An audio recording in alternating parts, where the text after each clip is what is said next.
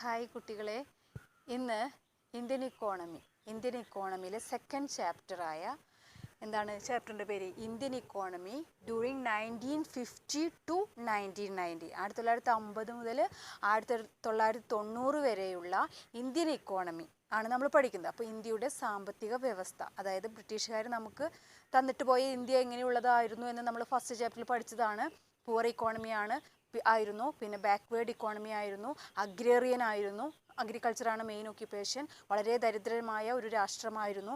നമ്മുടെ എല്ലാ റോ മെറ്റീരിയൽസും ബ്രിട്ടനിലേക്ക് കടത്തിക്കൊണ്ട് പോകുക വഴി നമ്മുടെ വെൽത്ത് മുഴുവനും അങ്ങോട്ടേക്ക് കൊണ്ടുപോയി. അപ്പോൾ നമ്മൾ അത്രയും പാപ്പരായിട്ടുള്ളൊരു ഇക്കോണമി 1947 നമുക്ക് സ്വാതന്ത്ര്യം കിട്ടി.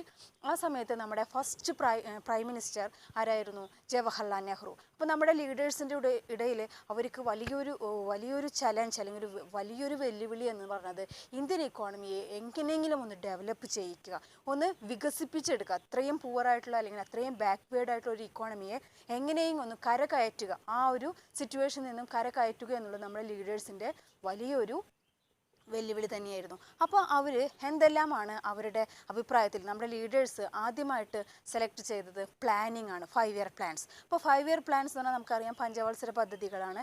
ഇത് നമ്മൾ അഡോപ്റ്റ് ചെയ്തത് സോഷ്യലിസ്റ്റ് ഇക്കോണമിയായ റഷ്യയിൽ നിന്നാണ്.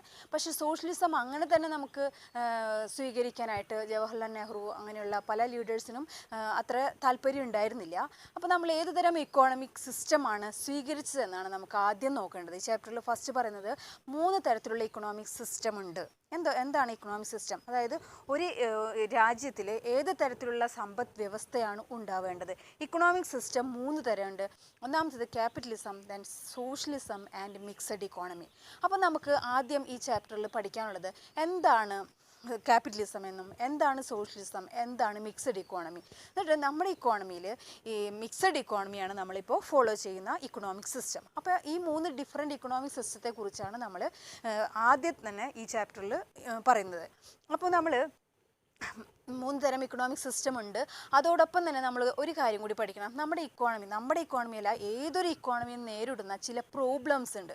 ആ പ്രോബ്ലത്തിന് നമ്മൾ സെൻട്രൽ ഇക്കണോമിക് പ്രോബ്ലം എന്നാണ് പറയുക. അതായത് ഓരോ വ്യക്തിക്കും ഉണ്ടായിരിക്കും പ്രോബ്ലം, അതേപോലെ തന്നെ സമൂഹത്തിനും അതുപോലെ തന്നെ നമ്മുടെ രാജ്യത്തിനും പലതരത്തിലുള്ള പ്രോബ്ലംസിനെ നേരിടേണ്ടി വരും. അപ്പോൾ അതിൽ ആ പ്രോബ്ലംസ് എന്താണെന്ന് നമ്മൾ ആദ്യം ഒന്ന് ചെറിയൊരു ഷോർട്ട് നോട്ടായിട്ട് പറയാം. അതായത് 3 പ്രോബ്ലംസ് ഉണ്ട്. ഒന്നാമത്തത് what to produce and in what quantity, എന്ത് പ്രൊഡ്യൂസ് ചെയ്യണം, അതും എത്ര അളവിൽ പ്രൊഡ്യൂസ് ചെയ്യണം. രണ്ടാമത്തത് ഹൗ ടു പ്രൊഡ്യൂസ്, എങ്ങനെ പ്രൊഡ്യൂസ് ചെയ്യണം എന്ന് പറഞ്ഞാൽ ഏത് ടെക്നിക്ക് ഉപയോഗിച്ച് നമ്മൾ പ്രൊഡക്ഷൻ നടത്തണം. മൂന്നാമത്തത് ഫോർ ഹൂം ടു പ്രൊഡ്യൂസ്, ആർക്ക് വേണ്ടി പ്രൊഡക്ഷൻ നടത്തണം, അല്ലെ ആരുടെ ഇടയിൽ പ്രൊഡ്യൂസ് ചെയ്ത സാധനങ്ങൾ ഡിസ്ട്രിബ്യൂട്ട് ചെയ്യണം, ഡിസ്ട്രിബ്യൂഷൻ ഓഫ് നാഷണൽ ഇൻകം. അങ്ങനെ 3 പ്രോബ്ലംസ് നമുക്ക് ഫസ്റ്റ് ഇയറിലല്ല, കൂടുതലായിട്ട് നമുക്ക് അതിനെക്കുറിച്ച് സെക്കൻഡ് ഇയറിലാണ് പഠിക്കാനുള്ളത്. എന്നിരുന്നാലും നിങ്ങൾ മനസ്സിലാക്കുക, ഏതൊരു ഇക്കോണമിയിലും 3 പ്രധാനപ്പെട്ട പ്രശ്നങ്ങളുണ്ട്. What to produce, how to produce and for whom to produce. What to produce എന്ന് പറഞ്ഞാൽ എന്ത് ഉൽപ്പാദിപ്പിക്കണം, ഹൗ ടു പ്രൊഡ്യൂസ് എന്നാൽ എങ്ങനെ ഉൽപ്പാദിപ്പിക്കണം, ഫോർ ഹോം ടു പ്രൊഡ്യൂസ് എന്നാൽ ആർക്ക് വേണ്ടി ഉൽപ്പാദിപ്പിക്കണം. ഇതുപോലുള്ള 3 പ്രോബ്ലം എല്ലാ തരത്തിലുള്ള ഇക്കണോമിയിലും അവർ ഫേസ് ചെയ്യുന്നുണ്ട്, ഏതൊരു ഇക്കോണമി ആണെങ്കിലും. അതായത് 3 തരം ഇക്കണോമിക് സിസ്റ്റം ഉണ്ട് നമ്മൾ പറഞ്ഞു: capitalism, socialism and mixed economy. അപ്പോൾ നമ്മൾ ആദ്യമായിട്ട് പഠിക്കുക എന്താണ് ക്യാപിറ്റലിസം. ക്യാപിറ്റലിസത്തിൻ്റെ പ്രത്യേകത എന്താണെന്ന് വെച്ചാൽ പ്രൈവറ്റ് സെക്ടറിനാണ് കൂടുതൽ പ്രാധാന്യം. എന്താണ് പ്രൈവറ്റ് സെക്ടർ എന്ന് പറഞ്ഞാൽ? സ്വകാര്യ മേഖലയ്ക്ക് കൂടുതൽ പ്രാധാന്യം നൽകുന്ന ഒരു ഇക്കണോമിക് സിസ്റ്റമാണ് ക്യാപിറ്റലിസം. അപ്പോൾ സ്വകാര്യ വ്യക്തികൾക്കും സ്വകാര്യ സ്ഥാപനങ്ങൾക്കാണ് കൂടുതൽ പ്രാധാന്യം എന്ന് പറഞ്ഞാൽ പബ്ലിക് സെക്ടറിന് കാര്യമായ റോളൊന്നും ഇല്ലാത്ത ഒരു ഇക്കോണമിയാണ് ക്യാപിറ്റലിസം. അപ്പോൾ പിന്നെ അവിടെ ആർക്കാണ് റോള്? അതാണ് നമ്മൾ അറിയേണ്ടത്. അപ്പോൾ നമ്മൾ 2 മാർക്കറ്റ് ഫോഴ്സസ് ഉണ്ട്. അതായത് ഒന്ന് ഡിമാൻഡും മറ്റൊന്ന് സപ്ലൈയും. ഈ ഡിമാൻഡും സപ്ലൈയും കൂടിയിട്ടാണ് ഓരോ കമ്മോഡിറ്റിയുടെ പ്രൈസ് തീരുമാനിക്കുന്നത്. നമുക്കറിയാം പ്രൈസൊക്കെ എപ്പോഴും വേരി ചെയ്തുകൊണ്ടിരിക്കുകയാണ്, ചേഞ്ച് ചെയ്തുകൊണ്ടിരിക്കുകയാണ്. പ്രൈസിനെ തീരുമാനിക്കുന്ന 2 ഘടകങ്ങൾ, ഒന്ന് ഡിമാൻഡ് ഫോർ കമ്മോഡിറ്റി ആൻഡ് മറ്റൊന്ന് സപ്ലൈ ഓഫ് കമ്മോഡിറ്റി. നമ്മൾക്കറിയാം നമ്മൾ എന്ത് സാധനം ഇപ്പോൾ നിത്യോപയോഗ സാധനങ്ങൾക്കെല്ലാം വിലയിൽ മാറ്റം വന്നുകൊണ്ടിരിക്കുന്നുണ്ട്. ഈ മാറ്റം വരാനുള്ള കാരണം ഒന്നുകിൽ ഡിമാൻഡിലുള്ള മാറ്റം വരുന്നു, അല്ലെങ്കിൽ സപ്ലൈയിലുള്ള മാറ്റം കൊണ്ടാണ് പ്രൈസിൽ മാറ്റം വരുന്നത്. അപ്പോൾ പ്രൈസിനെ തീരുമാനിക്കുന്ന 2 ഘടകങ്ങൾ ഘടകങ്ങളെ നമ്മൾ പറയുന്ന പേര് മാർക്കറ്റ് ഫോഴ്സസ് എന്നാണ്. ഏതൊക്കെയാണ്? Demand and supply. ഈ ഡിമാൻഡും സപ്ലൈയും കൂടി പ്രൈസ് തീരുമാനിക്കുന്നു. അതിനെ ആ ഒരു മെക്കാനിസത്തിനെ പറയുന്ന പേരാണ് price mechanism or market mechanism.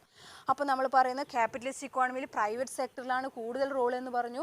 അപ്പോൾ ക്യാപിറ്റലിസത്തിൽ economic problems are solved by the market mechanism or price mechanism. അപ്പോൾ എന്താണ് മാർക്കറ്റ് മെക്കാനിസം?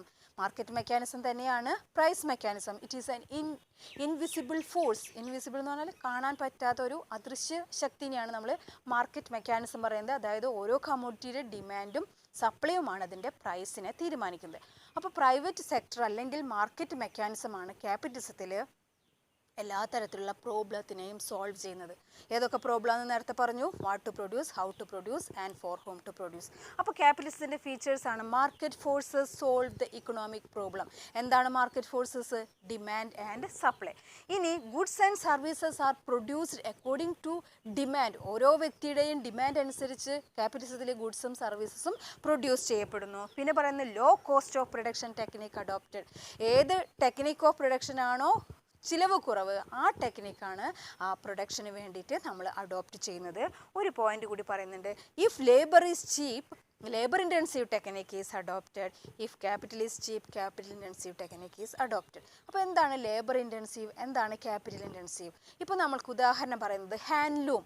നമ്മുടെ തുണികൾ ഒന്നുകിൽ ഹാൻഡ്ലൂം ആയിരിക്കും, അല്ലെങ്കിൽ പവർ ലൂമിൽ നെയ്യുന്നതായിരിക്കും.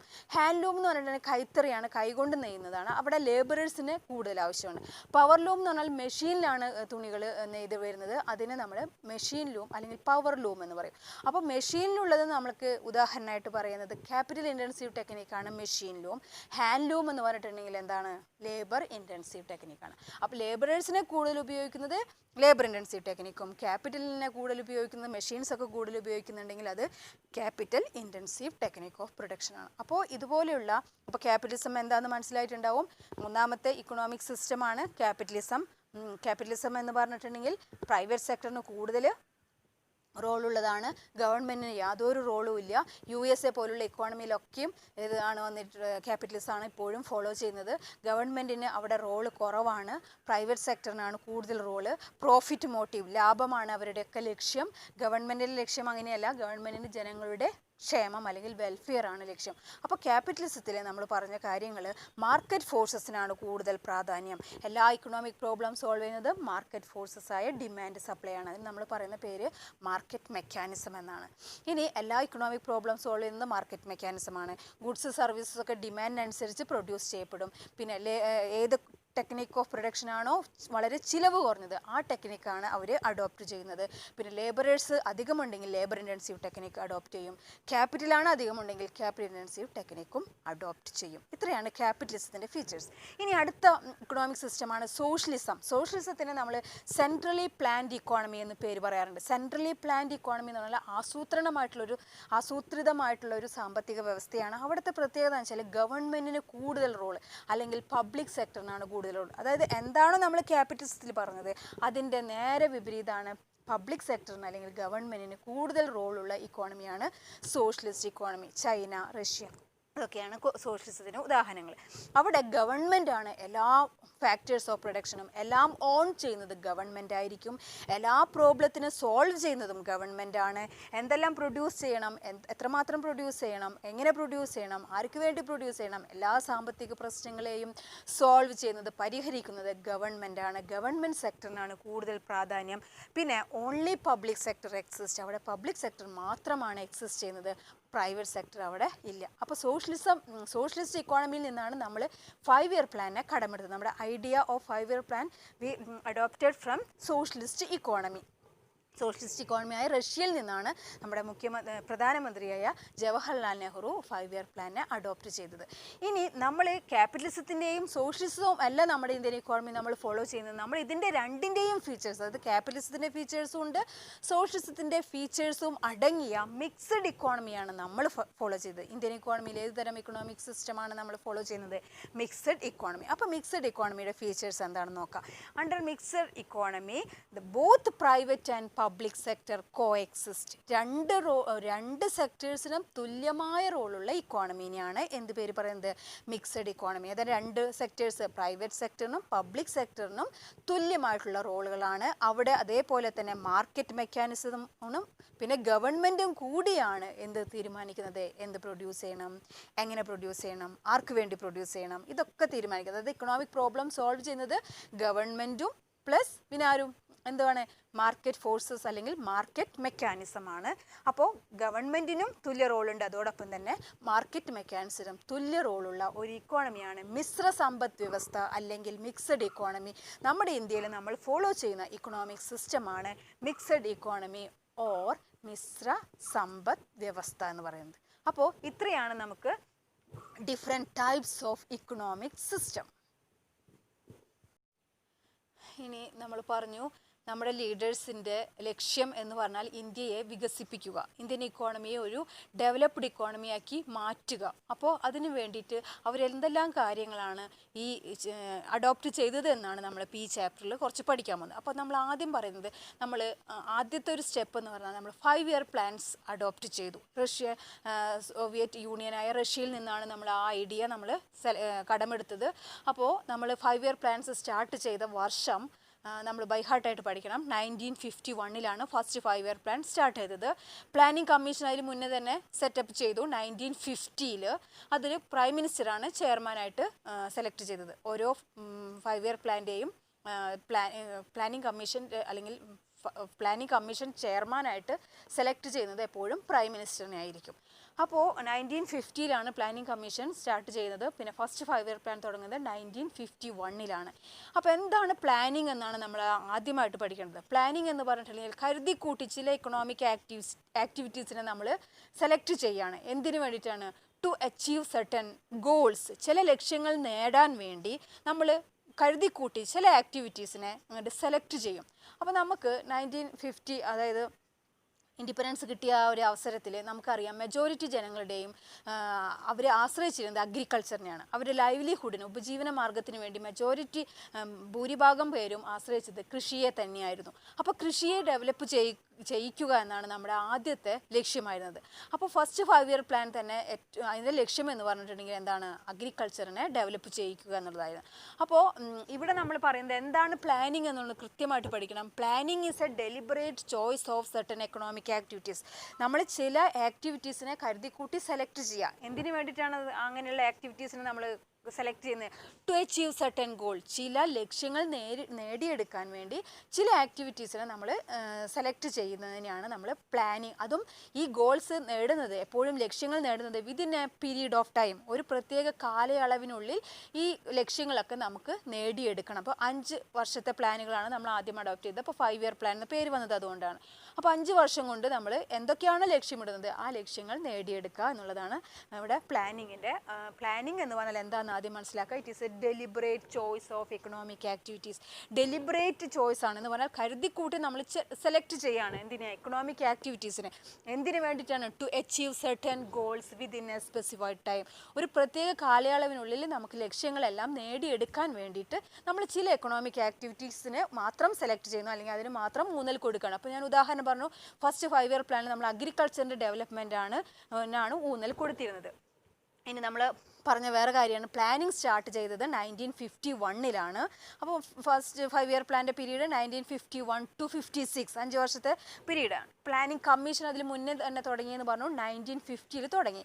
ഇനി നമ്മൾക്ക് പഠിക്കാനുള്ളത് വളരെ പ്രധാനപ്പെട്ട ഒരു ഇതാണ് ഗോൾസ് ഓഫ് 5 ഇയർ പ്ലാൻ. അതായത് നമ്മൾ പറഞ്ഞു ഫസ്റ്റ് 5 ഇയർ പ്ലാനിൻ്റെ ലക്ഷ്യം അഗ്രികൾച്ചറിൻ്റെ ഡെവലപ്മെൻ്റ് ആണെങ്കിൽ, പക്ഷേ പൊതുവായിട്ട് പ്ലാനിങ്ങിന് പൊതുവായിട്ട് കുറച്ച് ലക്ഷ്യങ്ങളുണ്ട്. അതായത് എല്ലാ പ്ലാനിൽ നിന്നും നമ്മൾ നേടേണ്ട ചില ലക്ഷ്യങ്ങൾ, അതിനാണ് നമ്മൾ പഠിക്കുന്നത്. What are the objectives of 5 year plans? First one growth. 4 എണ്ണമാണ്. Growth, then modernisation, self reliance, equity. ഇങ്ങനെ 4 ലക്ഷ്യങ്ങളാണ് നമുക്ക് പൊതുവായിട്ടുള്ള ലക്ഷ്യങ്ങളാണ് 5 ഇയർ പ്ലാൻ അഡോപ്റ്റ് ചെയ്തതിൻ്റെ പിന്നിലുള്ള പ്രധാനപ്പെട്ട 4 ലക്ഷ്യങ്ങളെക്കുറിച്ചാണ് നമ്മൾ പറയുന്നത്. ആദ്യത്തെ ലക്ഷ്യം എന്ന് പറഞ്ഞാൽ ഗ്രോത്താണ്.